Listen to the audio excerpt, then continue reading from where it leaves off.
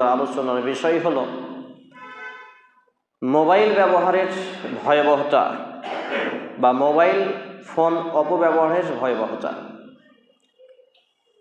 একেবারে নতুন বিষয় এবং নতুনভাবে বিষয়টিকে সাজিয়েছি, স্টাডি করেছি। ইতিপূর্বে এ বিষয়ে কোনো জায়গায় কখনো খুতবা বা আলোচনা করিনি, যদিও 423টি মসজিদে খুতবা দেওয়া হয়েছে।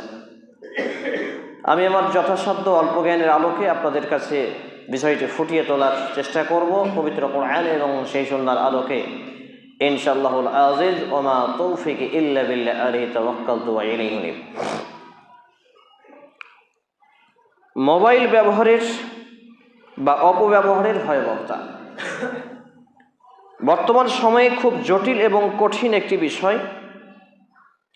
যদিও এটি আমাদের দৃষ্টিতে খুবই সহজলভ্য একটি বিষয়, যদিও আমরা এটাকে অবহেলাই কাটিয়ে দিই, এটার যে কি সাইড এফেক্ট রয়েছে,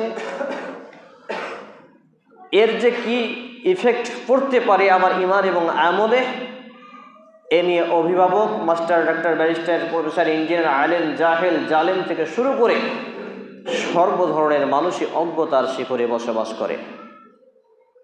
এজন্য আমি নিজেকে সহ, বিশেষ করে যুবক ভাই এবং বোনদের প্রতি, পাশাপাশি উপস্থিত ভাই এবং বাবা জীবন সকলের প্রতি এই নসিহা রাখবো যে মোবাইল অপব্যবহারের ভয়াবহতা কি রূপ ধারণ করেছে এবং এর আখিরাতে ভার বহন করা কতটা জটিল এবং কঠিন হতে পারে। তার আগেই দ্বিতীয় খুতবার পরে আপনাদের সামনে 3টি আয়াতে কারিমা পাঠ করেছি। কুরআনুল কারীমের 30তম পারা 606 নম্বর পৃষ্ঠা, 102 নম্বর সূরা, আয়াত নম্বর 6, 7 এবং 8। খুবই প্রসিদ্ধ সূরা আত-তাকাসুর।